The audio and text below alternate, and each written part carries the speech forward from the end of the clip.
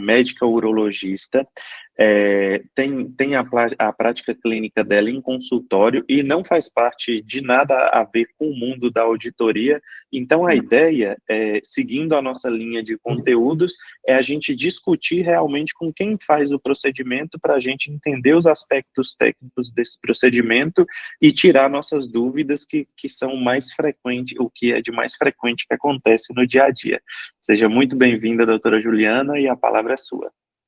Obrigada pelo convite, Rafael. Boa noite para todos. Vou passar a falar um pouco a respeito da ureterorenolitotripsia, que é um procedimento que é bem fácil de se fazer em termos de, com relação ao tratamento dos cálculos, na parte de cálculo renal e cálculo ureteral, e tentar passar um pouco da prática nossa em termos de material, de a própria doença em si, os aspectos, para ver no que eu posso ajudar para vocês nessa parte da auditoria aí.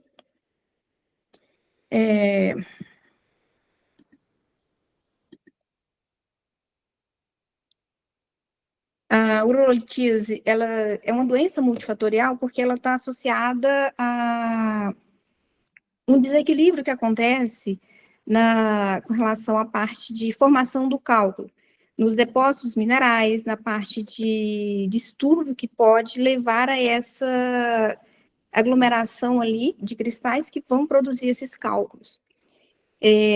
Dentre esses cálculos, há os efeitos adversos que isso pode ocasionar, no caso das infecções, dos sangramentos, as obstruções e a parte de migração do cálculo que vai agudizar esses quadros de urolitise. A recorrência do cálculo, ela é baseada na doença que o paciente tem ou então no distúrbio que vai causar essa formação desses cálculos. A incidência termina que é aumentada atualmente nos grupos que são considerados de baixo risco, que são mulheres, são crianças e são negros. Ela é mais comum em homens, o pico é incidência entre 20 e 40 anos, mas tem um segundo pico que vai a partir dos 60 anos, ali na década de 60. É mais frequente na raça branca. Os fatores de risco da parte da litíase urinária está relacionado a dietéticos, aspectos dietéticos, comorbidades, a parte anatômica, a parte metabólica, a parte de medicamentos, que são os antivirais, fatores genéticos e a parte de ocupacional também. Isso tudo engloba a doença que predispõe a esses fatores seria essa baixa ingesta hídrica, a maior quantidade de solutos e menores concentrações de fatores de inibição, que vai fazer com que tenha essa predisposição aumentada para a formação de cálculos, que seria o citrato, magnésio, pirofosfato. Os fatores dietéticos, quando a dieta é pobre em cálcio, rica em sódio, oxalato, termina que isso vai ajudar a predispor essa formação de cálculos. Uma dieta rica em proteína animal, ingesta de suplementos alimentares também pode ter um fator ocasionando formação de cálculos. Os pacientes, dependendo do trabalho deles, na parte de trabalho em altas temperaturas, que desidratam mais fácil, tendem a também ter essa predisposição maior à formação de cálculos. As comorbidades, o sedentarismo, a questão de síndrome metabólica, obesidade, isso predispõe a um aumento de íons que vai fazer com que tenha essa predisposição a uma formação de cálculos ali, principalmente os pacientes que fazem cirurgia bariátrica, em especial o Y de Roux, porque eles vão ter problemas na parte dos sais que vão se concentrar ali e predispor a principalmente o oxalato entérico, que vai ocasionar essa alteração, essa formação de cálculos. Então, eles são uma população que tendem a ter esse distúrbio no decorrer da vida aí. Em resumo, com relação à urolitise, seria que a formação dos cálculos é um mecanismo complexo, porque tem a parte da supersaturação de sais, íons na urina, a falta desses fatores de inibição para agregação e o ambiente favorável, que é relacionado à precipitação desses sais, determinado pelos fatores genéticos ou mesmo anatômicos do indivíduo e associado a esses fatores ambientais e comportamentais. O diagnóstico de urolitise, ele vai muito da anamnese e exame físico, que a anamnese é relacionado aos quadros de dores agudas, se tem a parte urinária também tem relação a isso, quando tem um quadro de dor abdominal, mas tem hematúria, tem disúria, tem uma urgência, ou desencadeiam sintomas gastrointestinais, que os quadros de cólica renal, eles são tão fortes que eles desencadeiam esses quadros de náuseas, de vômitos, e isso faz com que a gente tenha uma suspeita com relação a uma possível litíase urinária ali, se o paciente não tem uma história prévia. Então, assim, é importante um exame físico e anamnese, às vezes pacientes podem chegar com dor, dorsalgia, e não ser um quadro de litíase, mas um quadro de dor ósseo-muscular, que isso pode acontecer. Então, o exame físico vai me ajudar bastante nessa definição ali.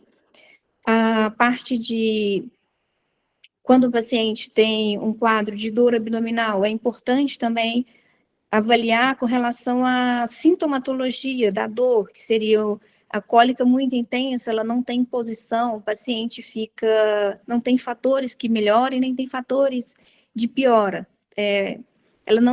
O que melhora seria a desobstrução desse ureter, que é justamente um quadro agudo da crise ali, nesses pacientes. É importante nas mulheres na período fértil, serem avaliadas com relação à possibilidade de gestação, porque entra-se aí avaliação com relação ao risco-benefício nos pacientes que são gestantes. O ideal é que seja feito alguma intervenção ali no segundo trimestre, mas tem que avaliar também com relação ao custo-benefício disso. Claro, junto com a parte do obstetra, do ginecologista dela aliás, a parte obstétrica, para poder definir o tempo de intervenção e o benefício que essa paciente vai ter. Está sempre acompanhando também nos quadros de agudização da dor dela. Os exames laboratoriais está mais relacionado à parte de infecção, a questão de insuficiência renal, que é justamente uma das indicações, quando o paciente ele apresenta uma função renal alterada, isso é um fator de risco para elevar esse quadro de insuficiência renal por conta de uma obstrução. Então, quando você desobstrui, esse paciente ele vai melhorar essa função renal dele. E excluir a parte de infecção, que é importante também. Os pacientes, quando tem quadro de infecção, em vigência, o tratamento do cálculo ele vai ter que ser postergado. O diagnóstico de urolitíase, o ultrassom, ele me dá uma estimativa ali, se tem alguma suspeita, alguma coisa. Ele é um exame que pode ser realizado por conta de ser baixo custo, é um exame que método de escolha inicial, só que ele tem algumas desvantagens, que seriam os cálculos de 3 a 5 milímetros, cálculo de ureter, a interposição gasosa, os pacientes obesos, em que isso vai trazer dificuldade para ser avaliado. Ele me dá uma avaliação indireta com relação à parte de hidronefrose, que vai me falar que tem alguma coisa obstruindo ali a via urinária, dependendo do ponto de obstrução. As mulheres gestantes e crianças, o ultrassom, ele é um bom método para avaliação. A ressonância vem depois, e por último é a tomografia, mas sendo que ela de baixa dosagem ali de radiação. Mas o melhor método nas mulheres ali que não são gestantes seria um ultrassom transvaginal para avaliar isso. A tomografia, ela é um padrão ouro para a questão da litíase urinária. Por quê? Ela vai avaliar o tamanho do cálculo, a localização do cálculo, a densidade desse cálculo, a relação entre a pele e o cálculo ali, para poder definir em termos de condutas cirúrgicas, o que vai ser viável para o paciente, dependendo do tamanho do cálculo, a posição em que ele se encontra. As desvantagens disso, questão de ser mais caro, o uso de contraste, a radiação ionizante também, a questão de Os cálculos radiotransparentes farmacológicos, que às vezes vai ter que usar o contraste venoso ali em alguns pacientes, isso tem que ser bem definido com relação ao contraste, porque alguns pacientes podem já ter uma função renal alterada e vai fazer com que tenha um prejuízo maior. Claro, desde que avalie o custo-benefício para esses pacientes também. O tratamento da urolitise, inicialmente a gente pode fazer a parte clínica, que é questão da dor, controle álgico, tentar uma terapia expulsiva, uma hidratação no paciente, não uma hiperidratação, mas uma hidratação. E a terapia expulsiva normalmente é com alfa-bloqueador. Mas alguns pacientes, eles não têm indicação de terapia expulsiva, que são os pacientes que têm rim único, têm uma imunossupressão, nas gestantes, nos diabéticos, nas doenças cardíacas e pulmonares graves, que são pacientes com condições importantes aí, que fazem com que tenha contraindicação essa terapia expulsiva. Então, internação hospitalar. Os pacientes que vão internar é quando eles não conseguem controle da dor, quando eles começam a função renal deles tem uma progressão de alteração nessa função renal, e a questão de febre também na parte infecciosa, que é importante haver esse controle justamente porque eles têm que serem desobstruídos quando tem algum cálculo ali na via urinária. A questão da hidratação, como eu já falei, com relação a, não pode ser vigorosa, mas o paciente ele tem que ser hidratado e manter-se hidratado ali. E a avaliação urológica é com relação a um quadro de sepse, insuficiência renal, a anúria ou mesmo um quadro de dor intratável com analgesia, a questão das náuseas e vômitos que vão desidratar esse paciente com mais facilidade, para avaliar a necessidade de uma intervenção de emergência. Aí seriam os procedimentos endoscópicos para avaliação do tratamento já cirúrgico do cálculo ou o implante de um catéter ali para posteriormente tratar esse cálculo. A parte da ureterorenolitotripsia com relação às indicações de calculose renal, calculose ureteral, isso baseia-se nos guidelines da AUA e da European, indicações cirúrgicas do calculose renal, cálculos menos de 20 milímetros, os cálculos com mais de 20 milímetros, mas nos pacientes em que tenham contraindicações importantes, que seriam o uso de antiplaquetários, anticoagulantes, e alterações anatômicas que vão comprometer essa janela de acesso renal ali. Cálculos inferiores, que seria no cálice inferior de até 15 milímetros. Os múltiplos cálculos que vão formar uma massa ali de 20 milímetros. Os cálculos refratários à litotripsia extracorpórea. E os cálculos renais assintomáticos nos pacientes em que vão ser submetidos a uma ureterolitotripsia por cálculo ureteral, né, desde que daquele mesmo lado que vai ser tratado o cálculo de ureter. O tratamento do cálculo renal único, quando ele é menor ou igual a 15 milímetros, ele pode ser feito por litotripsia extracorpórea ou uma ureterorreno flexível. A segunda opção seria uma mini percutânea ou uma mini cirurgia intrarrenal, e a terceira uma nefrolitotripsia percutânea, que são os outros casos de cirurgias, possibilidades cirúrgicas no cálculo renal. Cálculo renal único de 15 a 30 milímetros, uma mini percutânea, ou uma mini cirurgia intrarrenal combinada endoscópica, a nefrolitotripsia, ou uma cirurgia intrarrenal combinada endoscópica. A ureterorreno fica em terceiro lugar aqui, com relação à indicação.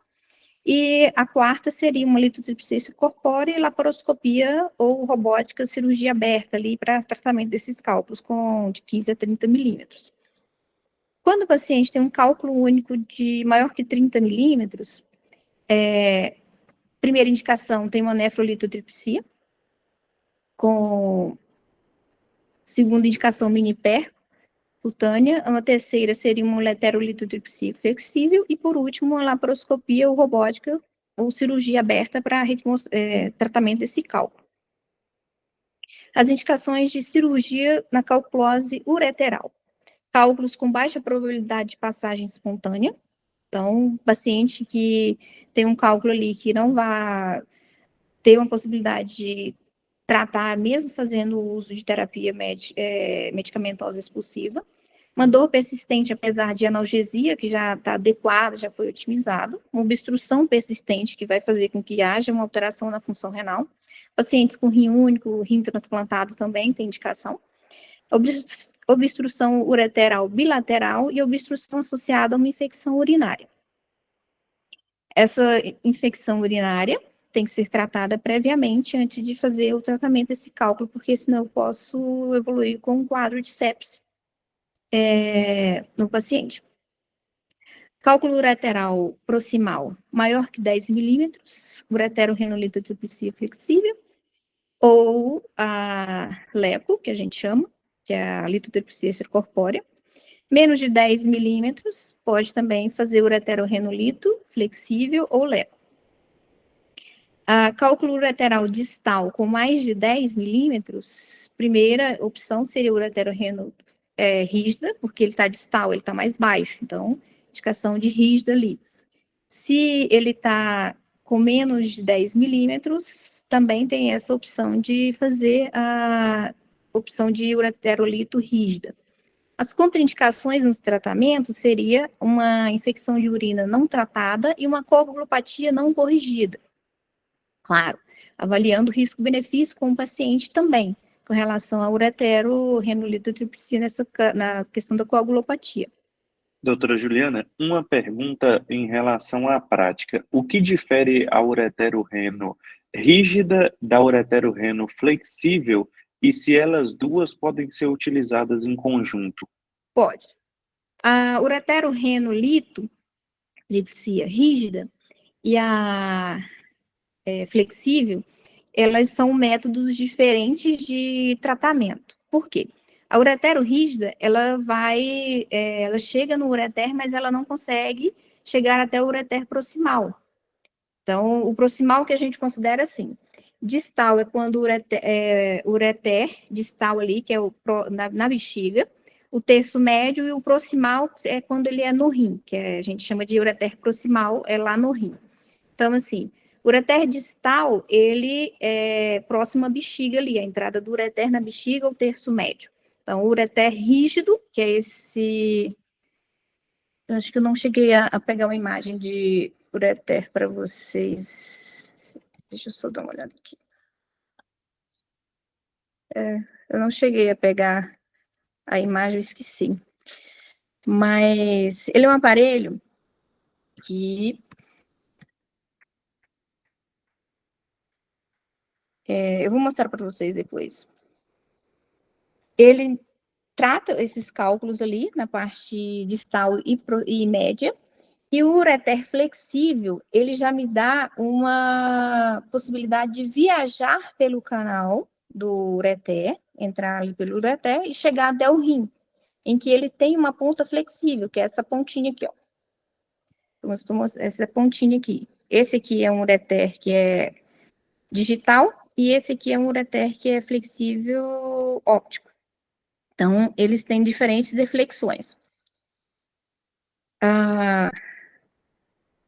O ureter flexível vai fazer com que eu chegue mais fácil no rim e consiga tratar cálculos também intrarrenais, que é justamente essa possibilidade que foi comentado aqui com relação a esses cálculos únicos. Na primeira opção aqui, dos menores ou igual a 15 milímetros, pode fazer a LECO se ele tiver condição favorável, ou então o ureterorenolitotripsia flexível, que é justamente essa possibilidade de angulação ali, deflexão da ponta, que vai chegar com a fibra e vai fazer com que esse cálculo ele seja feito a fragmentação do cálculo, seja fragmentação pulverização ou fragmentação com cálculos maiores que vão ter que ser removidos com auxílio de uma cesta de basket. A ureteroscopia, ela tem uma maior taxa de stone free, porém mais complicações. Só que ainda assim essas taxas elas são baixas e na grande maioria tem uma baixa gravidade em relação a isso.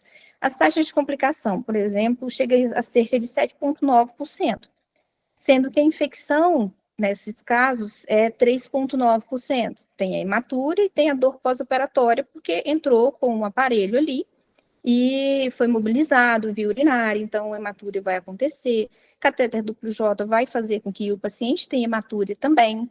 Dor pós-operatória pode acontecer principalmente no final da micção, em que os pacientes reclamam. Só que, sim, os pacientes obesos têm a dificuldade de se chegar no rim por outros métodos, a questão das discrasias sanguíneas também, isso, o procedimento em si, ele traz uma possibilidade de ser preferível nesses pacientes. Cálculo obstrutivo, infecção de urina, é preditor de desobstrução de via urinária. Nesse caso, tem que fazer um catéter duplo J, colocação, ou mesmo uma nefrostomia. Tratamento da infecção para posterior tratamento do cálculo. Antibiótico terapia profilática é realizado em todos os pacientes antes de manipulação na via urinária ali. E o catéter duplo J ou a nefrostomia, eles não precisam ser colocados em casos em que não são complicados. Ah, mas o que seriam esses casos não complicados? Por exemplo, um aumento de complicação seria um trauma ureteral, os pacientes que são gestantes, que têm fragmentos residuais ali, tem indicação de catéter duplo J. A gestante precisa dessa... a questão do... Aliás, o catéter duplo J, ele deve ser colocado, mas nos casos em que há um aumento dessas complicações, que seriam quando tem um trauma ureteral, que é se você entra com uma bainha ali, e aí não toma um cuidado, pode lesionar a mucosa do ureter, ou mesmo uma lesão mais importante ali no ureter, e ocasionar uma complicação pós-operatória. Então, esse catéter, ele precisa ser colocado nesses casos. A gestante, ela tem que utilizar um catéter, porque ela tem um período ainda para se passar na gestação, em que a condição dela vai fazer com que a indicação de anestesia nela tenha que avaliar o risco-benefício. Então, quando se tem esse risco-benefício, a indicação é no segundo trimestre ali para fazer uso de algum procedimento, alguma anestesia, porque os outros trimestres, eles são mais importantes, então tem uma questão de contraindicação nesses períodos a serem utilizados, fazer uso de anestesia ali no risco para o bebê. Aqui são os modelos com relação à parte de ureteroscópios. Ele tem uma ponta, nessa região aqui fica a parte da a cabeça, que é a câmera que a gente coloca conectado na torre de vídeo. A torre de vídeo é composta de quê? Uma tela, como se fosse um computador de antigamente. Tem uma base que fica ali para conectar essa cabeça a essa região aqui do ureteroscópio.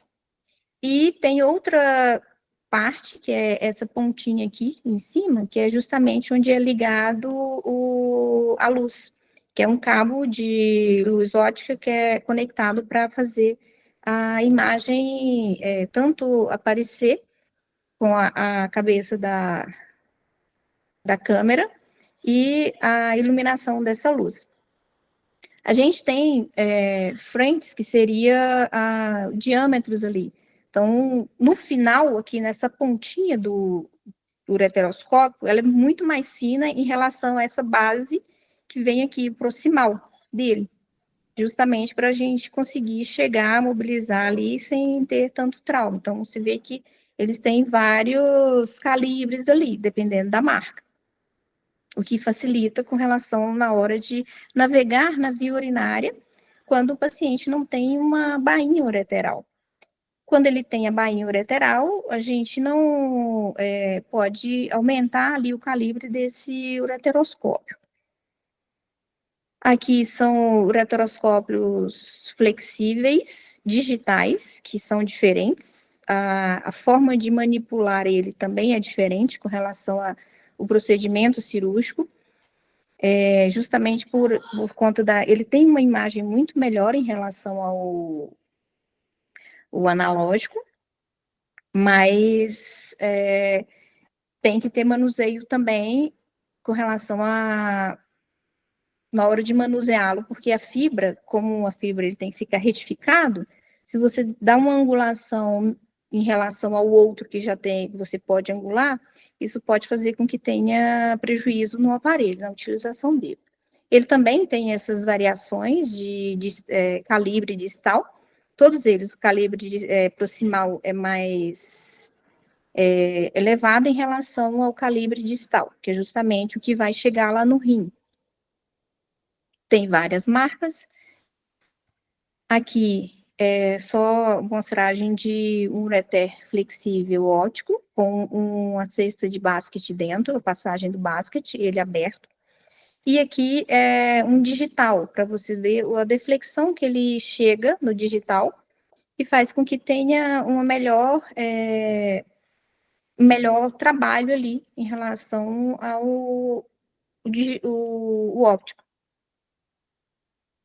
Aqui é a imagem que o ureteroscópio flexível óptico nos dá durante o procedimento cirúrgico, você vê que é pequenininho ali, e aqui é do digital. Então, assim, a percepção da imagem é muito maior e muito melhor no digital, o que facilita bastante com relação à visualização de cálculos, pode ter um pouco de infiltração no óptico, pode, o que dificulta também com relação à visualização desses cálculos.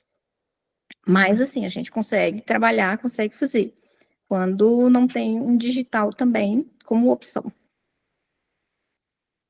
Aqui é o procedimento em si, a parte do o que é o passo a passo de uma ureterorreno semirrígida, que é justamente com ureteroscópio semirrígido, vou apresentar para vocês depois.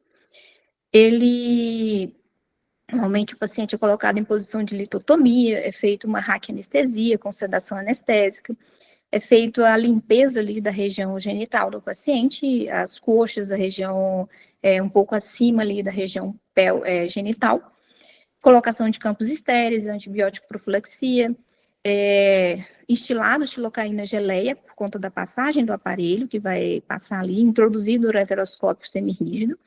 O semirrígido, ele é usado tanto na uretero semirrígida, quanto na uretero flexível, que ele é o que vai me fazer trabalhar com o fio guia para depois passar o ureteroscópio flexível.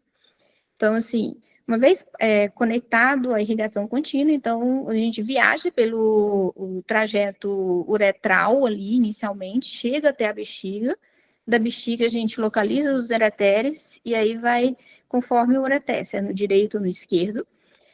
Paciente que normalmente não tem um histórico de tratamento prévio, o ureter dele é fechado, ele não tem uma manipulação ali. Então, com isso, a gente passa um fio guia, e depois sai com esse aparelho, novamente entra, e passa-se um segundo fio guia para fazer uma ureteroscopia sobre o segundo fio guia, por conta de segurança, na questão de entrada no ureter ali, no orifício ureteral. Então, uma vez localizado esse cálculo, que normalmente é cálculo baixo, que está no terço médio, ou mesmo no terço distal ali, que é próximo da bexiga, é realizado a litotripsia com fibra laser, ou então é utilizado o basket, que é a cesta extratora, para fazer a remoção desse cálculo. Se esse cálculo ele não consegue passar ali, ele tem o formato dele não é liso o suficiente, não consegue, mesmo com a cesta basket, fazer a remoção com a cesta, a gente entra com a fibra, o cálculo fica preso na cesta, entra com a fibra, e esse cálculo ele é feito a litotripsia dele, fragmentado, para poder conseguir remover esse cálculo da via urinária dele. Depois disso, pode-se colocar o catéter duplo J. Claro, se o paciente ele tem um quadro de dor intensa, tem um quadro de edema ali na mucosa do ureter, então isso termina facilitando com que tenha a necessidade de colocar um catéter ali para ajudar nesse quadro de edema, para diminuir isso, ajudar na recuperação posterior pós-cirurgia. E se o cálculo também for grande, tiver fragmento que subiu para o rim, esse catéter também vai ajudar nessa remoção desses fragmentos ali posteriormente. A ureterorenolitotripsia flexível, o passo inicial é praticamente o mesmo, entra-se com o ureteroscópio semirrígido, passa-se o catéter duplo J, pode-se fazer a ureteroscopia sobre o segundo catéter duplo J, não, desculpa, passa-se o fio guia no ureter em que vai ser trabalhado, manipulado ali, e faz a ureteroscopia sobre o segundo fio guia. Se esse paciente, ele tem alguma estenose ali, esse ureteroscópio vai ajudar nesse processo de abertura. Se mesmo passando o primeiro fio guia, tentando entrar no segundo fio guia, não dá certo, então volta-se ao primeiro fio guia e tenta passar o ureteroscópio. Não conseguiu subir, o que eu vou fazer? Vou passar um catéter duplo J ali. Para quê? Para ajudar a dilatar essa via urinária, essa parte que está obstruída ali mais baixo, uma obstrução parcial, e depois aguardar ali um período de 2 semanas para poder tirar esse catéter e conseguir subir com o aparelho, fazer o tratamento cirúrgico. Por quê? O catéter vai controlar a dor da paciente. Mas ela não tinha dor, ela é uma paciente que veio com um quadro eletivo. Tá, mas ela tem um quadro de obstrução, então eu vou deixar o catéter porque eu preciso dilatar isso para eu poder chegar lá no ureter ou mesmo no rim, onde precisa se tratar esse cálculo posteriormente. E isso vai ajudar na dilatação. Então, quando utilizo o ureteroscópio flexível, eu consigo chegar até o rim, eu consigo navegar no rim em termos de cálice superior, cálice médio e cálice inferior. É feita a nefroscopia em termos de utilizar do ureteroscópio para navegar dentro do rim, observar onde que estão os cálculos e o tratamento desses cálculos com fibra laser. Dá para fazer a remoção com cesta extratora? Dá para fazer. Depende com relação à quantidade de cálculos. Se você tem muitos cálculos, a cesta extratora, você vai conseguir entrar e manipular, todas as vezes que você entrar tirar, o que acontece? Quando você entra com o ureteroscópio flexível e vai passar a cesta extratora para poder remover algum cálculo, você vai sair com esse conjunto inteiro, que é o cálculo, você tira o aparelho, mas ele está ali você tem que estar todo tempo olhando para ele, na frente ali do seu ureteroscópio, porque ele vai descendo de forma que você vai acompanhando esse trajeto dentro do ureter. Então, assim, o cálculo ele vai sair, só que aí você vai ter que tirar todo o conjunto para remover esse cálculo na parte externa, onde que está ali na cesta. Então, você vai fazer todo o passo inicial, que é retirar a cabeça ali do ureteroscópio flexível, que a câmera é conectada, retirar essa câmera, retirar a fonte de luz, colocar no ureteroscópio semirrígido, conectar tudo, entrar com o ureteroscópio semirrígido, colocar o fio guia novamente, para poder desmontar o ureteroscópio semirrígido, para voltar com o ureteroscópio flexível, para ir buscar os outros cálculos que tiver na via urinária. Então, assim, quando tem muitos cálculos, a tendência é usar a fibra laser justamente para fragmentar esses cálculos, pode fazer o método de pulverização, ou então fragmentar em cálculos maiores. Em cálculos maiores, não, fragmentar os cálculos em pedaços menores, que vão fazer com que o duplo J, que vai ficar ali na via urinária, consiga drenar, ajudar nessa drenagem ali. Esse aqui seria com relação ao ureteroscópio flexível e utilização da bainha ureteral. Então, inicialmente, a posição do paciente, a limpeza dele, a instilação de xilocaína no canal, introduz o ureteroscópio semirrígido, conectado à irrigação contínua, que vai viajar na uretra do paciente até chegar na bexiga, vai localizar o ureter que vai ser tratado, vai ser manipulado durante o procedimento, posicionado esse fio guia. Essa posição do fio guia pode-se fazer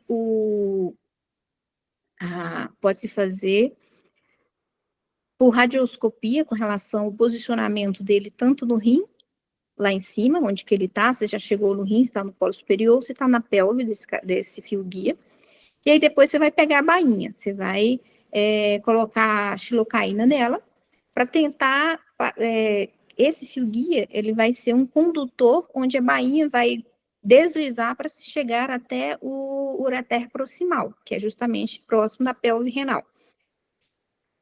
Chegando ali, você retira essa parte da bainha que é acoplada, que tem o dilatador da bainha e a bainha que é tipo uma camisa, e aí o dilatador fica dentro. O dilatador tem uma ponta fina que vai fazer com que deslize pelo fio guia até chegar lá no ureter proximal.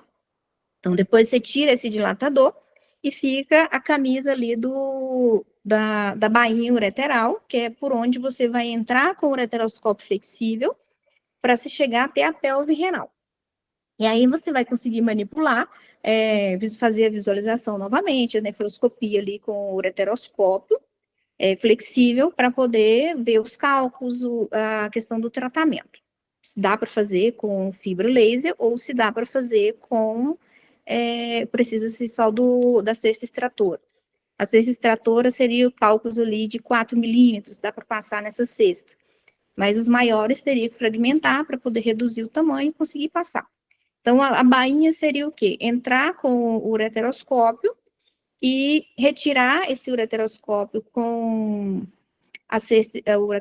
retirar o cálculo com a cesta extratora e não precisar fazer todo o passo inicial, que seria desmontar o aparelho de flexível para passar, montar o semirrígido para depois passar o fio guia e passar novamente o ureteroscópio flexível. Então, a bainha facilita nesses quadros e também com relação a cálculos grandes. Quando você coloca uma bainha ureteral ali, você consegue entrar com o aparelho, se você fragmentar um cálculo ali grande e um fragmento der para passar pela bainha, você pega o basket, segura esse cálculo, traz, tira, bota fora, já entra novamente com o ureteroscópio flexível. Então, cálculos grandes têm na prática clínica, os estudos ainda estão aí, ainda estão tendo estudos a respeito das indicações da bainha com relação aos benefícios da cirurgia pela bainha, mas a gente olhando assim, tanto a parte de tempo cirúrgico reduzido, quanto a questão de manipulação do próprio aparelho, a questão do paciente não... Porque cada vez que você entra com o aparelho, você sai com o aparelho, isso também lesiona ali a via urinária do paciente. Depois que é feita essa fragmentação dos cálculos com a litotripsia ou a retirada dos cálculos, dependendo se for um cálculo muito grande, pode-se passar o catéter duplo J, ou se não precisar do catéter duplo J, o que é provável, né, considerando um cálculo grande, retira-se a bainha, vai observando novamente esse trajeto do ureter, porque você entrou com uma bainha que foi só guiado por radioscopia. Então, você vai olhar ali no trajeto do ureter se tem alguma alteração importante que justifique uma passagem de um catéter duplo J, que seria um trauma ureteral mais importante, que é justamente a questão de utilização de duplo J, uma das indicações. E aí, esse trauma, quando o paciente tem perfurações prévias, isso vai fazer com que ele possa, em outras abordagens, também ter possíveis complicações nas próximas abordagens. O paciente de cálculo é um paciente que a gente não opera só uma vez. Quem tem cálculo, ele pode ter essa predisposição aí para o resto da vida. Não é só, eu tratei o cálculo que eu tinha e já resolvi e acabou. Não é assim. Dependendo pode ter recorrência ali e ter necessidade de fazer novo tratamento cirúrgico. Então, aqui é falando com relação ao duplo J, que o formato dele é de pigtail, que seria um rabinho de porco, na ponta onde fica no rim e o outro na ponta onde fica a bexiga. Ele fica com esse rabinho de porco lá no rim e outro na bexiga para justamente evitar essa migração desse estente. Ele fica ali. Mas tem pacientes que expulsam esse catéter, chegam a eliminá-lo sozinho. Ele é um material biocompatível para ficar ali na via urinária, só que quando o paciente tem cálculo, a gente tem que ter um tempo para remover esse catéter. Por quê? Se eu deixo lá e o paciente, por um acaso, some, não aparece mais, ele pode calcificar esse catéter. E ele calcificando esse catéter, ele pode perder o rim em decorrência disso. Então, assim, normalmente a gente pede para 15 dias, 7 dias, dependendo de como foi a cirurgia, se houve uma manipulação mais importante na via urinária, se teve um trauma ureteral importante ali, que justifique manter esse catéter por mais tempo. Isso é feito. Ele tem diâmetros diferentes e comprimentos também diferentes, porque a mulher tem uma variação anatômica diferente do homem, os catéteres são menores. Eles são radiopacos, então dá para ver se você fizer um raio-x, você consegue visualizar um catéter duplo J. Esse aqui é o Percuflex, que foi o que eu falei ainda agora, que ele pode ficar até 365 dias, mas não no caso de litíase urinária. E esse aqui, normalmente, é o que a gente costuma utilizar para esses quadros de litíase urinária. Ele tem essas marcaçõezinhas aqui que a gente vai notando. Aqui tem uma listra, aqui já tem 2 listras. Então, eles sobem, a pontinha, ela é mais arredondada ali, que não é traumática, para poder justamente ele deslizar com facilidade pelo fio guia. Chega até 6 marcações ali nessas listinhas aqui, justamente para a gente saber que o catéter já está quase chegando no final e que precisa observar para você não empurrá-lo para dentro do ureter. Tem casos também que o catéter vai lá para dentro do ureter e você tem que ir lá buscá-lo. Esse aqui é outro dispositivo que seria com relação à cesta extratora, que são cestas para remoção de cálculos. Elas têm algumas particularidades. Tem umas que têm ponta, outras que abraçam o cálculo como se fossem tentáculos ali, e a outra ela não tem ponta, ela é só uma cestinha, que eu vou já mostrar a seguir. Então, depende muito da questão, elas conseguem segurar o cálculo, elas reposicionam esse cálculo, a gente usa a cesta de extração. Nos pacientes que têm cálculo em ureter não, cálice renal inferior, esses cálculos, eles são mais difíceis de manipulação com o aparelho. Então, a gente pode ter a possibilidade de remover esse cálculo ali de dentro do ureter e reposicioná-lo na pelve renal ou mesmo no cálice superior. Quando esse cálculo ele é difícil de fazer essa remoção, a possibilidade que a gente tenha é que consiga, pelo menos, quebrá-lo ali, fazer a litotripsia por uma parte dele, e ele pode se soltar, ou então a gente conseguir retirá-lo dali e reposicioná-lo em outro cálice. Mas, normalmente, o que eu gosto de usar bastante é esse que tem os tentáculos, ou então sem ponta, porque é uma questão que não vai trazer mais danos ali ao ureter, ou mesmo ao rim, porque quando você adiciona a cesta basket, lá na frente você não consegue visualizar, que ele passa do cálculo. Então, isso pode machucar. Eu não gosto de usar muito esse por conta dessa ponta.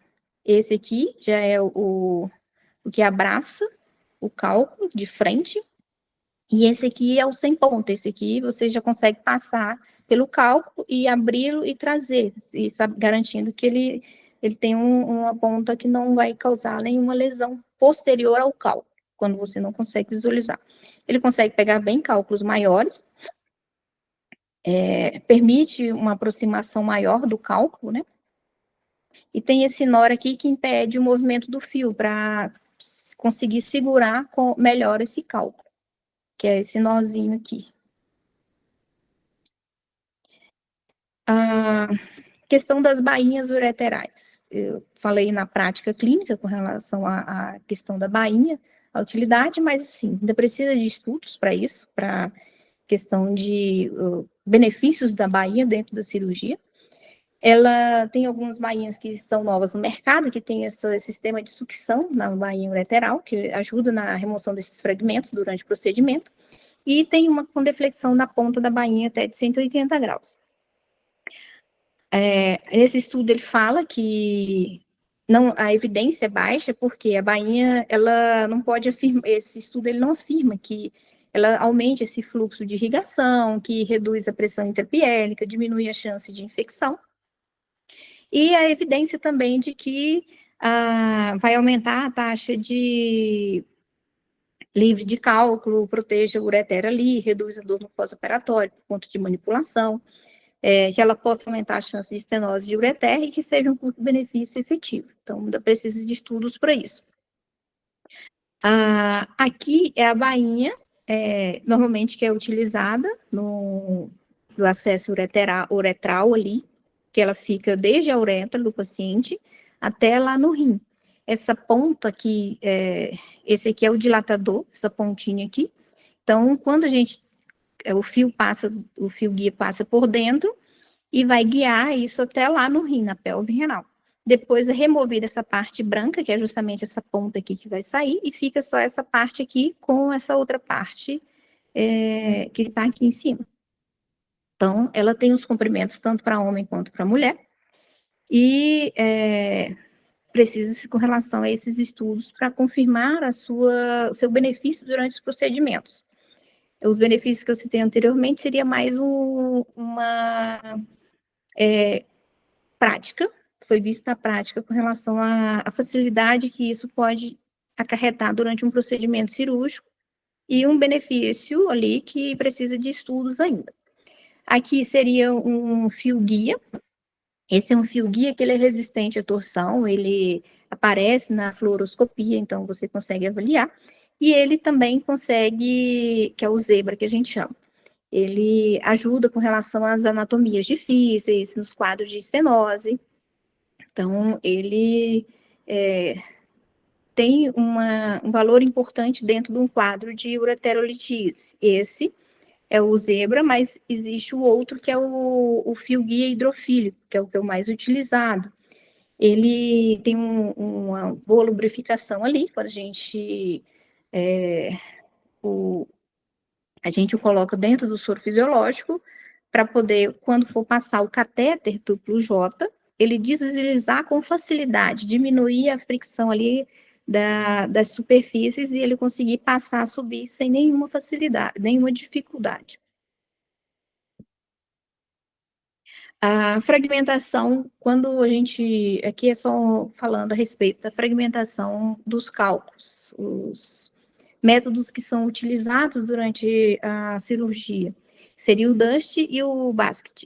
O Dust, ele seria uma pulverização, é como se pegasse o cálculo e o tornasse em pó. São fragmentos pequenos ali para ajudar na eliminação desses cálculos. Então, ele não tem a necessidade de remover os fragmentos com basket, que é justamente a gente vai pega o cálculo, centraliza e vai fragmentando ele de maneira circular, sempre da periferia para o centro, vai fazendo esse movimento circular ali. Já o basket não, o basket ele a gente fragmenta o cálculo e consegue diminuir esse tamanho de cálculo para remover esses fragmentos com o basket, que seria essa extratora. Então, normalmente esse basket, ele é utilizado em cálculos mais duros, mais rígidos, que seriam cálculos mais densos. E aí vai necessitar do basket justamente para removê-los ali melhor. Poderia não deixar o catéter duplo J, nesse sentido, se houvesse a fragmentação desse cálculo e a remoção dos fragmentos ali, dessa técnica, porque você teria retirado ali os cálculos, teoricamente, e os fragmentos que poderiam ficar milimétricos ali, não teria indicação de passagem de J, mas isso depende muito do procedimento cirúrgico com relação a como que foi o desenrolar da cirurgia, se foi uma cirurgia que não teve intercorrência ou se foi uma cirurgia em que teve dificuldades, por exemplo, num paciente em que ele tem um colo vesical alto, ele vai ser um paciente que vai ser difícil em termos de técnica, de você ficar manipulando a via urinária dele. Seria um paciente em que, durante a passagem do ureteroscópio rígido, você teria que fazer uma angulação importante para poder, angulação importante eu falo em termos de você estar entrando com o ureteroscópio, quando você chega lá na ponta, você tem que subir ele praticamente a 90 graus para poder chegar dentro da bexiga, que alguns pacientes têm isso, outros não, a gente desce e consegue entrar com facilidade dentro da bexiga, mas alguns pacientes têm esse colo vesical alto, que faz com que tenha essa dificuldade técnica ali na hora de passar o aparelho, na hora de subir com o aparelho, porque com o colo vesical alto, o ureter, ele não está numa posição tão favorável, então ele pode estar ali na entrada do colo vesical, e isso trazer dificuldade também na hora de manipular o fio guia, trazer dificuldade na hora de manipular o material ali do procedimento cirúrgico. Aqui é uma tabela com relação às principais características e diferenças entre o laser de Home e o laser de fibra de túlio. O de túlio é como se fosse um melhoramento do Home, que é uma inovação que o mercado chegou e parece que vai estar sendo entronizado ali e deve ter também um nome daqui a algum tempo, em termos de tratamento. Por quê? Ele não tem, com relação à parte de... Ele pode ser transportado com mais facilidade, ele só tem um ventilador ali como sistema de refrigeração. Então, os impactos que o Romium, às vezes, ele não resiste, o túlio já tem essa facilidade. Ele tem a questão do diâmetro da fibra ser menor com relação ao Romium. Com relação à parte de duração de pulso, ele também já tem uma duração melhor, que é de 12. Então, ele é modulado eletronicamente e não por pulso de bombardeamento, o que difere um do outro. Então, assim, a perspectiva é de que provavelmente ele vai se desenvolver de forma melhor dentro do campo da urologia, não só para a relação de cálculo, de quebra de cálculo, tratamento, como para as outras coisas da parte da uro, cirurgias prostáticas, todos os outros quadros. Aqui é falando dele, a diferença entre um e outro, que seria mais na eficácia e modo de operação. O laser de túlio, ele tem uma melhor fragmentação e pulverização dos cálculos, porque ele tem uma menor retropulsão, que seria o cálculo, ele não movimenta tanto na hora de retirar, e tem essas altas taxas de pulso. Já o laser de Romo, ele fragmenta, ele é uma evolução dentro da ureterorenolitotripsia. Só que ele tem uma maior retropulsão e taxas de pulso mais baixas. Então, assim, ele serve para o procedimento? Serve. Só que o túlio está chegando ali e está prometendo muito mais coisa. Uma vez localizado o cálculo, ele deve ser removido com basket ou então fragmentado com o laser. A remoção com basket deve ser feita trazendo o conjunto todo, sob visualização direta, que é o que eu expliquei, na hora de puxar tanto a camisa quanto o cálculo que está ali no basket, você tem que observar o trajeto no ureter, justamente para avaliar com relação a trauma se vai acontecer alguma coisa desse retorno do aparelho.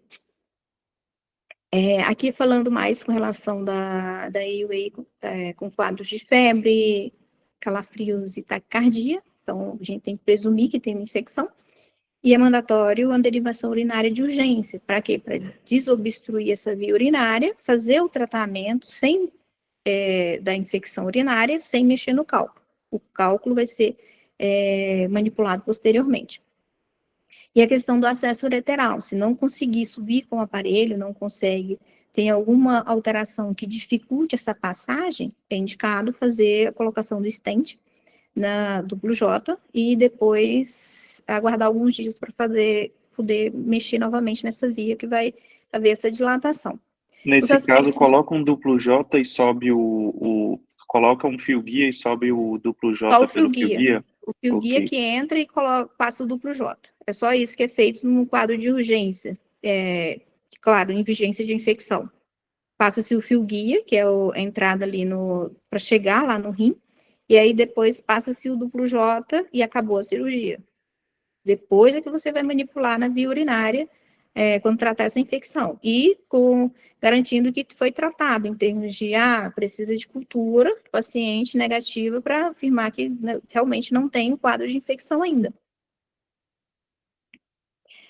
Os aspectos de segurança do procedimento seria uma fluoroscopia sempre disponível na sala cirúrgica, que é a manipulação ali da escopia, né, durante o procedimento cirúrgico. Os fios de segurança, o que é o fio de segurança? Você passa os 2 fios. Um fio fica dentro da via urinária e você vai trabalhar com o segundo fio guia. Se por um acaso você perder esse fio guia, você tem um outro fio guia lá dentro. Algumas pessoas conseguem trabalhar sem esse fio guia de segurança. Dá para fazer. Porque como você está com o aparelho lá dentro, ou então, às vezes, esse fio guia, ele dificulta a passagem do aparelho, a subida desse aparelho pela via urinária. Então, você vai utilizar um fio guia para passar o aparelho, e aí depois você retira esse fio guia, faz o que você precisa fazer com relação ao tratamento, e antes de você retirar esse aparelho, que você está manipulando lá a via urinária, você vai passar os fio guia por dentro do aparelho e retirar esse aparelho, sendo que o fio guia vai ficar lá na via urinária, para poder você passar o catéter duplo J. Então, a ureteroscopia, previamente a uma ureteroscopia flexível, ela vai ser útil por conta da dilatação no meato ureteral ali, da parte distal. Por quê? Às vezes, eu não vou passar ureteroscópio semirrígido, vou subir só passei o fio guia ali, já desmontei o rígido, semirrígido, e vou passar só o ureteroscópio flexível. Quando você chega lá, você pode não ter uma dilatação suficiente para passar com esse ureteroscópio. Então, você vai machucar ali o meato ureteral. Então, o ideal é que você passe o fio guia, passe um segundo fio guia, se o paciente não tem um trajeto ureteral manipulado anteriormente, e faça a ureteroscopia ali inicial para poder passar no ureter e conseguir um pouco de dilatação. Claro, se o paciente tinha um catéter duplo J na sua via urinária, esse trajeto vai estar livre, você consegue passar sem precisar fazer a ureteroscopia com o ureteroscópio semirrígido. Você vai passar o J, você vai passar o fio guia, e aí depois você vai subir com o ureteroscópio flexível, o fio guia passa por dentro desse ureteroscópio flexível, que vai guiar esse fio guia para chegar até lá em cima no ureter, e depois você tira esse fio guia para você trabalhar junto com a fibra ou o basket, o que for, para fazer o procedimento da remoção do cálculo, do tratamento ali. Aí, normalmente, você verifica a presença de cálculos ali na via urinária baixa, que seria o ureter terço médio e distal, ou se tem áreas de estreitamento. Dá para verificar a anatomia do ureter e da junção ureteropélvica.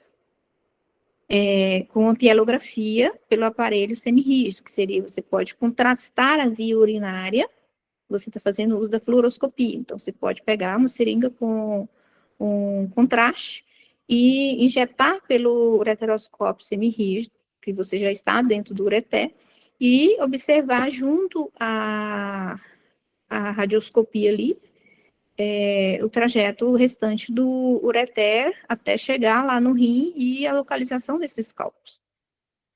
Caso não seja possível a ureteroscopia, proceder à colocação de catéter duplo J por 7 a 14 dias, que seria essa dilatação passiva, que você vai programar essa dilatação para depois abordar essa via urinária. Então, a ureteroscopia flexível bilateral, no mesmo tempo, ela é possível, só que ela tem mais chance de complicação. O tempo operatório prolongado, ele vai aumentar as complicações. Isso eu acredito que em toda cirurgia, se você prolonga muito tempo, não só as complicações cirúrgicas, quanto as complicações clínicas do paciente, desestabilização da parte clínica, aumento de morbidade ali. Então, uma ureteroscopia flexível, ela não deve exceder 90 minutos. Pode exceder 90 minutos? Pode, mas não deve exceder. O polo inferior, que seria do cálice inferior ali, se ele tem um ângulo do infundíbulo pélvico, ele é preditor para sucesso com relação à ureteroscopia flexível. Só que se esse ângulo for menor que 41 graus, ele tem uma chance maior de fragmentos residuais após a uretero flexível. Os pacientes, com todos os seguintes critérios, que não precisam necessariamente de catéter duplo J após uma ureteroscopia flexível. Isso é evidência de nível A. Ausência de lesão de estenose de ureter durante a uretero flexível. Então, entrou, não teve, você percebeu que na hora de sair com o ureteroscópio, o trajeto do ureter estava bonitinho, não tinha uma lesão no ureter que suspeita ou mesmo uma alteração tão importante, não tem necessidade de botar o cateter. Ausência de estenose de ureter ou outra alteração anatômica que permita o clearance dos fragmentos, que seria uma dificuldade de esses fragmentos, eles viajarem pela via urinária ali e conseguirem ser expelidos. Presença de rim contralateral normal, se o rim do paciente não tem nenhuma alteração contralateral, então, ausência de disfunção renal, e quando uma ureteroscopia flexível complementar não está planejada, que seria, fez o tratamento, mas por alguma razão ou justificativa ali, teve que interromper, seja um aparelho que estragou, porque esses aparelhos são muito delicados. Então, dependendo da manipulação, isso pode estragar numa facilidade, e aí você tem que abortar o procedimento, passar um catéter duplo J, porque você vai ter que deixar o paciente com um catéter ali, até ter programado uma segunda abordagem ali. Mas se você não tem, resolveu tudo, e não teve nenhuma complicação, não tem indicação. Sempre retirar a bainha sob visão direta do ureteroscópio flexível e avaliar o ureter quanto à presença de lesões. É isso.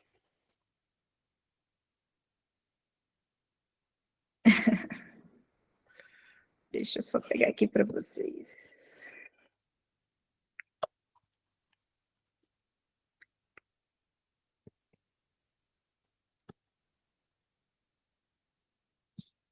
Vou mostrar a imagem do ureteroscópio semirrígido.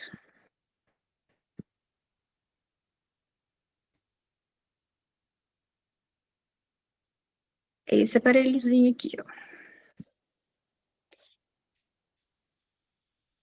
Tá dando de ver, Rafa, aí? Tá sim, tá dando para ver. Aqui é onde conecta a cabeça da câmera, para você visualizar, que aqui é a ótica, e aqui é a fonte de luz, que é justamente onde vem o cabo para conectar, para poder fazer a imagem aparecer na televisão, no monitorzinho ali. E uma dúvida que me ocorre, Ju, porque o que eu imaginava, e aí a cabeça do clínico, a cirurgiã tem que desculpar, que eu penso assim, se o ureteroscópio é semirrígido, flexível, ele consegue chegar até o rim, por que eu preciso do rígido para poder acessar o ureter proximal? Porque ele não me dá o ureteroscópio flexível, ele não consegue entrar pelo canal para poder posicionar o fio guia.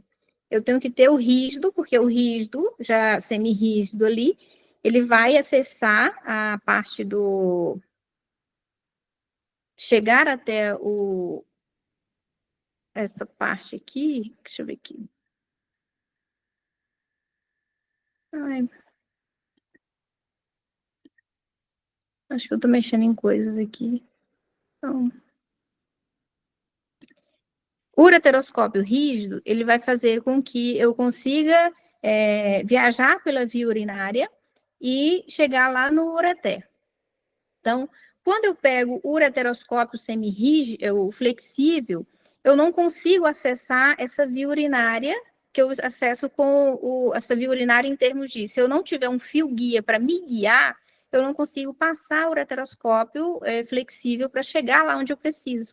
Então, o fio Mas, guia tem que doutora, ser posicionado. mas aí não faz a tripsia, então você está usando só para posicionamento. Você não chega a fazer uma litotripsia rígida, Eu é isso? preciso trabalhar com o cálculo no ureter proximal ou no rim, que aí eu posso utilizar o ureteroscópio flexível. A tripsia com o semirrígido eu posso utilizar nos cálculos distais, que é próximos da bexiga, os cálculos que estão baixos, ou no terço médio, porque eu consigo acessar o ureter com ele e chegar mais ou menos até o terço médio, subir um pouco acima do terço médio. No rim e no ureter proximal, ele não me dá essa possibilidade de chegar até lá, passar o ureter proximal e chegar no rim, o rígido. O flexível é que me faz chegar até essa posição. E viajar, que é fazer essa angulação com a ponta do flexível que ele faz dentro do ureter, para eu poder visualizar todos os cálices, viajar ali dentro. Se eu tiver a camisa, aí não, aí com a camisa eu entro com o aparelho flexível rígido, posiciono o fio guia, depois passo a bainha, que é a camisa que a gente chama, passo a bainha, e aí eu tiro aquele dilatador da bainha. Então, ali eu consigo passar o flexível até chegar lá no rim, manipular, tirar ele normal. O outro, não. Se eu não tenho camisa, eu não consigo fazer entrar com o ureteroscópio flexível se eu não tiver um ureteroscópio rígido para colocar o fio guia ali onde vai ser guiado para mim. É o aparelho. A nossa dúvida, Juju, enquanto auditores, é o seguinte: às vezes a gente vê num mesmo procedimento urológico cobrar a uretero-reno feita com o flexível e com o rígido, como se fossem duas ureterorrenolitripsias, só que só tinha um cálculo para ser quebrado e ele só foi quebrado uma vez. Aí o que eu acho que tem a dificuldade de entendimento nesse caso é que o colega pensa assim: eu, para acessar o ureter, eu usei o ureteroscópio rígido. Acessei o ureter e usei o flexível para ir lá perto do rim e fazer a litripsia.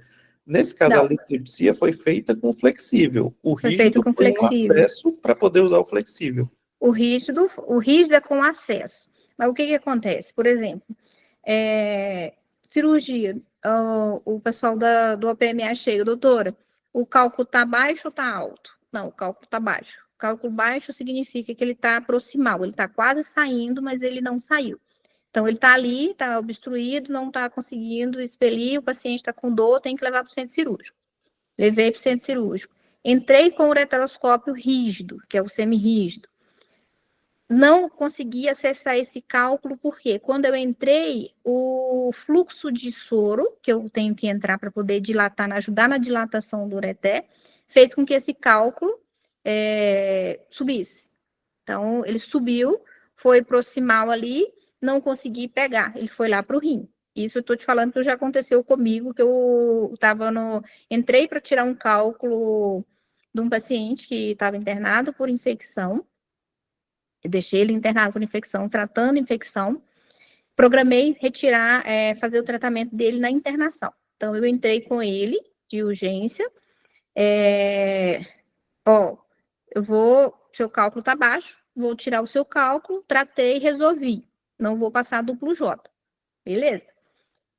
Quando eu entrei, o cálculo dele eu não encontrei no ureter proximal, no ureter distal e nem no médio. Então, tive que trocar de aparelho, a empresa tinha trago o outro aparelho, que é o ureteroscópio flexível. Montei tudo, deixei o fio guia ali, voltei e entrei com o ureteroscópio flexível, fui lá no rim, peguei esse cálculo dele, tirei, resolvido. Isso Perfeito, doutora. aconteceu comigo. Nesse caso, a senhora cobraria 2 procedimentos, o rígido e o flexível? É exatamente isso. A senhora cobraria os Não, 2 procedimentos? eu coloco Só para a gente eu entender em coloco termos de auditoria que eu estou colocando, tá? Porque é exatamente isso que acontece, só que eles colocam como 2 litotripsia. E não não, é exatamente isso que acontece. não, eu coloco, a não ser que que possa acontecer, não, que seria ele ter um cálculo, mas você está falando que ele só tinha um cálculo, né? Exatamente nesse caso que a senhora falou. A senhora cobraria 2 procedimentos ou um só? Só para a gente entender o Não, que o eu profissional coloco o pensa. ureterorreno flexível, porque eu tive que subir com o. É porque assim, eu coloco o ureterorreno flexível porque eu tinha programado a semirrígida, que era o cálculo que estava baixo. Mas eu não Sim, consegui porque o cálculo viajou. Então, eu tive que ir lá sim. buscar o cálculo lá dentro do rim do paciente. Então, é o ureteroscópio flexível e colocação, não teve colocação de duplo J nesse caso. Perfeito. É que, infelizmente, os colegas, exatamente nesses casos, cobram tanto a rígida quanto a flexível. Isso, E, e na aí o verdade, detalhe é que o código não é da ureteroscopia, o código é da ureterolitripsia. Então, com litotripsia. o E não foi O rígido, usado código tudo é usar laser, né, Doc? ureterolitotripsia. E não Mas foi usado laser no caso, né? Na parte não, rígida, a ela gente pode não ter usou sido laser, feita só na porque vai flexível, né? entrar, a semirrígida entra com o aparelho para poder passar o flex. Mas a ureteroscopia, a não ser que ele esteja relacionado à ureteroscopia, seria uma dilatação, e não uma ureteroscopia, dilatação ureteral. Pensando assim, em termos de ureteroscopia, seria para dilatação e não para tratamento de cálculo.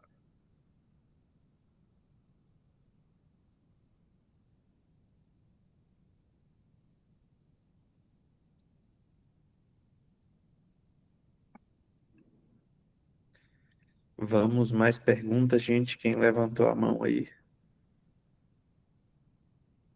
Doutora Larissa Lima, Oi, tudo bem, diretamente da gente? Bahia? Diretamente da Bahia. Boa noite. Boa noite. Inicialmente, eu vou perguntar sobre essa mesma coisa que a Rafael perguntou, tanto que eu até baixei minha mãozinha. Mas eu fiquei com a dúvida em relação à questão da bainha, né? Que a senhora falou. Às vezes a gente vê muito é, sem uso da bainha, né? Sem uso da Então, bainha. recentemente, aí essa semana eu peguei tipo, uns 2 casos usando a bainha. Fiquei me questionando quanto a isso. Assim, se tem, inclusive, alguma indicação formal para esse uso da bainha, eu realmente depende de estudos ainda. Isso o colega disse que precisava usar do ponto de vista de auditoria. A gente, né, segue com essa remuneração de acordo com a descrição cirúrgica, enfim. Não, a questão da bainha, ela depende de estudos para ver com relação aos benefícios dela. Claro que eu pensar na prática clínica, na prática na prática cirúrgica do procedimento do paciente, se ele tem um cálculo grande, ele vai ter muito bem benefício utilizando a bainha, porque eu vou evitar uma manipulação de via urinária ali, que é a questão de tratar o cálculo. Primeiro, cálculo grande é um cálculo que ele vai ter muito fragmento. Então, assim, essa bainha, eu já fiz a cirurgia com uma bainha dessa que tem essa sucção de fragmentos ali. Então, ajuda com relação à visualização da via urinária, porque você pensa, você está quebrando um cálculo e a sua visão está ali cheia de fragmentos e você está tendo que quebrar esse cálculo. Então, essa sucção da bainha vai ajudar a limpar ali a sua visão. A questão de se o cálculo for um cálculo grande, realmente vai trazer muito mais benefício da manipulação da via urinária do paciente, em termos de diminuir essa manipulação com o aparelho, essa entrada e saída de aparelhos ali. Eu digo isso porque eu tive um paciente que eu fiz, ele tinha um cálculo de 3,3 centímetros, criado à base de Coca-Cola. E, além dele ter esse cálculo, ele é um paciente cadeirante, que tem sequelas de pólio.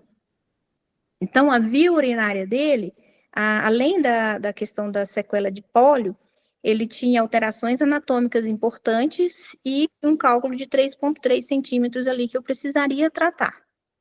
E o colo vesical alto, como eu falei para vocês, que tem essa dificuldade. Então, assim, a dele eu fiz em 3 procedimentos cirúrgicos. Por quê? Tinha que fazer ureterorreno. Ele tem a questão das limitações ali com relação à mobilidade. Então, o acesso ao rim dele, que era do lado esquerdo, é muito mais difícil.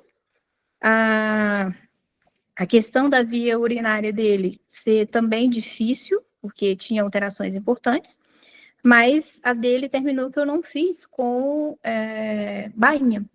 E pensando hoje, em termos de pensando retroativamente, a dele seria um caso em que eu poderia pedir a bainha, que ia ter muito benefício com relação à manipulação de via urinária, porque ele foi embora para casa, eu tive que deixar sonda de demora nele, 5 dias ali, porque eu manipulei bastante a via urinária dele. Então, assim, sangra, machuca, causa desconforto no pós-operatório.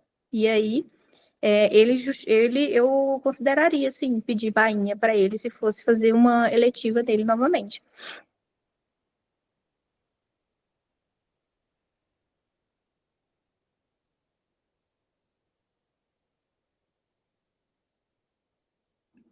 Fale, doutor Laércio. Boa noite, boa noite. Boa Doutora, noite. eu tô com uma dúvida enorme aqui. Tem a codificação 3110-2220, que é de retirada endoscópica de cálculo.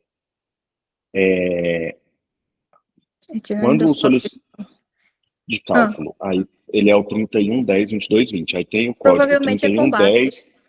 3110-2360. Então, que é o ureterorenolitotripsia flexível unilateral. Aí, o que acontece? Esse código de retirada endoscópica de cálculo, alguns prestadores acatam essa glosa quando associado ao 3110-2360, que é a ureterorenolitotripsia.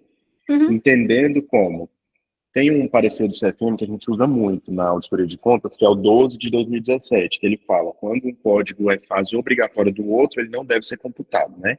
Ou a CBHPM item 4.5. Alguns lugares acatam essa glosa de retirada endoscópica de cálculo e outros não. Até os colegas assim, do próprio hospital, os auditores, ficam na dúvida sobre essa codificação, se ela é fase obrigatória ou não, da ureterorenolitotripsia. Alguns até sugerem a dilatação. É porque a ureterorreno, você vai fazer ela ou com basket, você pode retirar, não precisar de quebrar o cálculo, ou então você faz com laser. E aí o laser também, a questão de quando você utiliza o laser, você pode, dependendo do tamanho do cálculo, você pode precisar retirar fragmentos maiores ali com o basket, para diminuir tempo cirúrgico, diminuir a questão de também o rim ali ficar muito tempo num procedimento cirúrgico, né? Mas essa questão de a retirada endoscópica seria, no meu ver, uma uretero flexível, porque você vai utilizar o aparelho para chegar até lá no rim, seria cálculo alto, ou então no ureter proximal, e utilizar só o basket para fazer a remoção desse cálculo. Porque a ureterorreno, quando o procedimento para questão de auditoria na parte de planos, o ureterorreno eu considero, porque assim, ureterorreno flexível, ureteroscópio flexível, certo? Quando eu considero o tratamento do cálculo, eu já considero na autorização do procedimento, vai ser com o basket ou a fibra? Essa parte eu não sei da indicação. Geralmente o material é autorizado pós, a hora que a gente audita. Então, geralmente você não vai com essa autorização já feita antes do procedimento. Mas a dúvida nossa enquanto auditor é o seguinte, é que você não deve decompor os procedimentos. Aí, Laércio, eu vou até compartilhar meu entendimento, que é o seguinte, se ela pode fazer a uretero flexível, quebrar o cálculo, e pronto, ela vai deixar um duplo J para os cálculos saírem, ou ela pode fazer, quebrar o cálculo e ainda pescar ele com o basket. Eu entendo... E não colocar duplo J. Exato. E aí eu entendo que a retirada endoscópica do cálculo, ela seria um procedimento a mais, porque eu posso ou não fazê-la, então ela não é obrigada, ela não está inerente, ela não está dentro do condicionada ao procedimento principal. da ureteroflexível. Se outros colegas quiserem contribuir, que esse é um entendimento legal. E aqui eu não vejo tantas cobranças desse código de retirada endoscópica, não.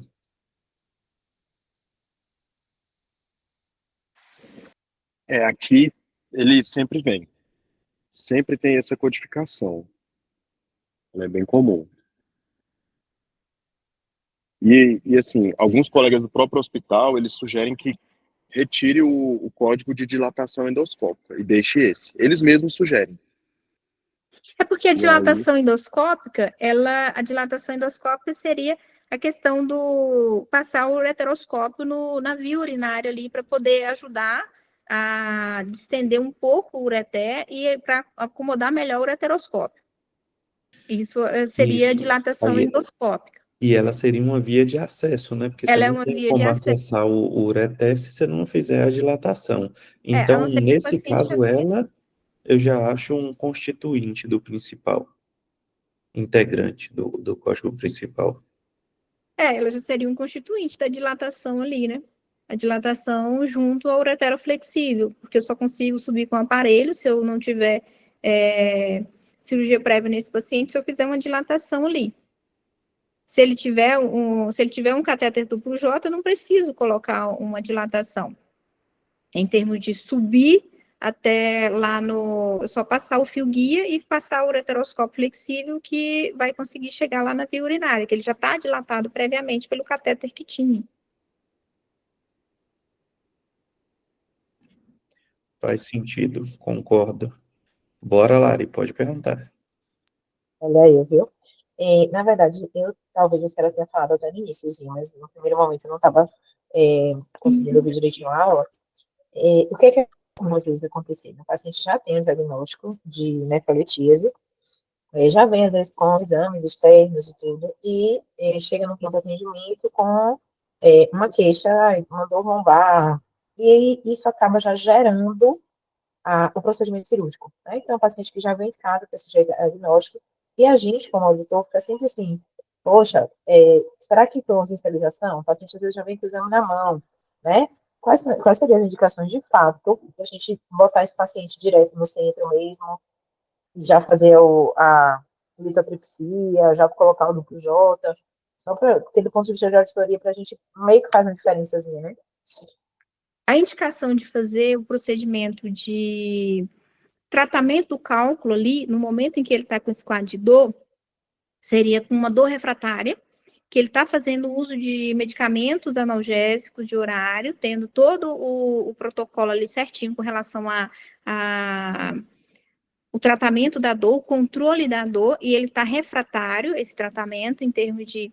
Ele está utilizando medicação de horário, às vezes, antes da medicação terminar, via o próximo horário, ou mesmo tomando a medicação, ele ainda queixa de dor, ainda tem esse quadro de dor intensa. Então, assim, esse quadro de dor refratário é uma indicação de tratar ali na hora, e um quadro de alteração da função renal. Seria o paciente, ele tem uma função renal basal, mas ele chega na urgência e essa função renal ela alterou de forma importante, de forma progressiva ali. Porque ele pode ser um paciente que também tenha vindo outras vezes na emergência, e aí, não, vamos tratar clinicamente, e de repente ele avança com um quadro de agudização disso. Aí termina que ele tem a necessidade de fazer a cirurgia para já tratar o que está trazendo comprometimento, para via a obstrução que está levando esse quadro de alteração da função renal, e a questão da dor refratária. Se ele está em infecção, ele não vai ser mexido nesse cálculo. A única possibilidade é só fazer optar por drenagem da via urinária, que seria de manter a via urinária aberta, desobstruir essa via urinária para tratar esse cálculo, aliás, para tratar essa infecção, e depois é que vai tratar esse cálculo. Nesse caso aí, ele não... a questão seria, por exemplo, ele está com dor, ele chegou no pronto-socorro, se ele não tem infecção, eu posso levar para o centro cirúrgico e posso fazer o tratamento do cálculo definitivo. Se ele está com dor, mas os exames dele me deixam suspeitas de infecção, eu não vou mexer nessa via urinária dele. O máximo que eu vou fazer é colocar um catéter duplo J para drenar essa via urinária dele e controle da dor, que vai controlar a dor, porque o cálculo está ali, eu não posso mexer nele por conta da infecção, mas ele está sentindo dor, está tomando remédio, mas a dor persiste. Então, eu preciso controlar essa dor dele, desobstruindo isso. Já teve paciente do colega que eu cheguei, ele fez a cirurgia, o paciente estava internado, não me lembro agora se era tratando alguma infecção, tratando alguma coisa assim. Sei que ele já estava alguns dias internado, que chamaram para poder avaliá-lo. Porque eles fizeram uma tomografia nele e viram, ele não estava com queixa de dor, e viram que ele estava com uma dilatação ureteral, no mesmo local em que tinha um catéter duplo J. Fui lá, olhei o exame, o cálculo dele, um dos fragmentos desceu para o ureter dele e estava comprimindo extrinsecamente o catéter duplo J.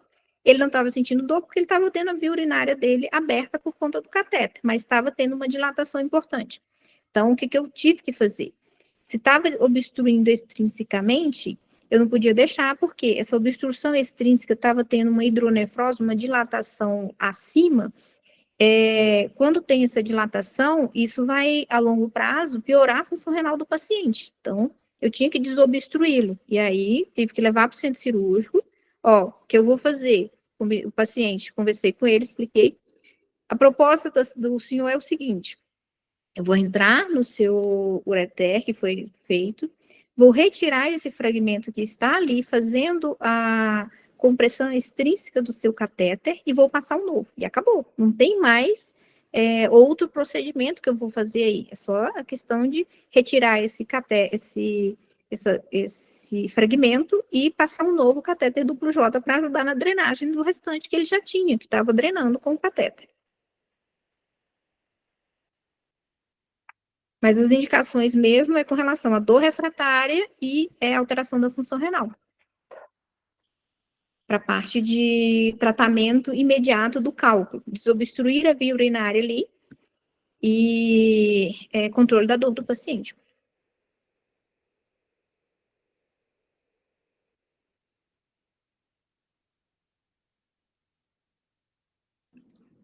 Mais perguntas, pessoal? Caraca, hoje a gente se superou, foram quase 2 horas de aula. Como ninguém vai ter mais perguntas, doutora Juliana, muito obrigado, foi sensacional, tirou todas as nossas dúvidas, valeu pela participação e conte sempre com a gente da Audicare. Se ficar com dúvida em relação a código, se tiver alguma dúvida em relação à auditoria, a gente está aqui para te ajudar, igual você ajudou a gente hoje, compartilhando seu conhecimento. Obrigada. Foi mais um bate-papo, né? Não foi nem tanto uma aula, foi mais para passar um pouco do o procedimento em si e a necessidade, o que é feito, né? Com relação à parte para vocês tentarem entender a dinâmica do procedimento e o que isso pode ajudar em termos de tempo de cirurgia para ajudar no paciente também com relação ao pós-operatório, né? Que isso é importante também, não só a questão de material utilizado, mas o benefício do paciente, que é o que a gente está procurando no todo o pacote, englobando tudo. Sempre. Eu que agradeço aí pelo espaço, Rafa, obrigada. Obrigado, pessoal, aí pelas perguntas também. Estou à disposição também no que precisar com relação a tiver alguma dúvida que eu puder ajudar, estou aqui. Valeu, doutora. Muito obrigado. E tchau, tchau, pessoal. Boa noite. Oi, tudo bom. Obrigada, tchau, tchau. Boa noite, obrigado.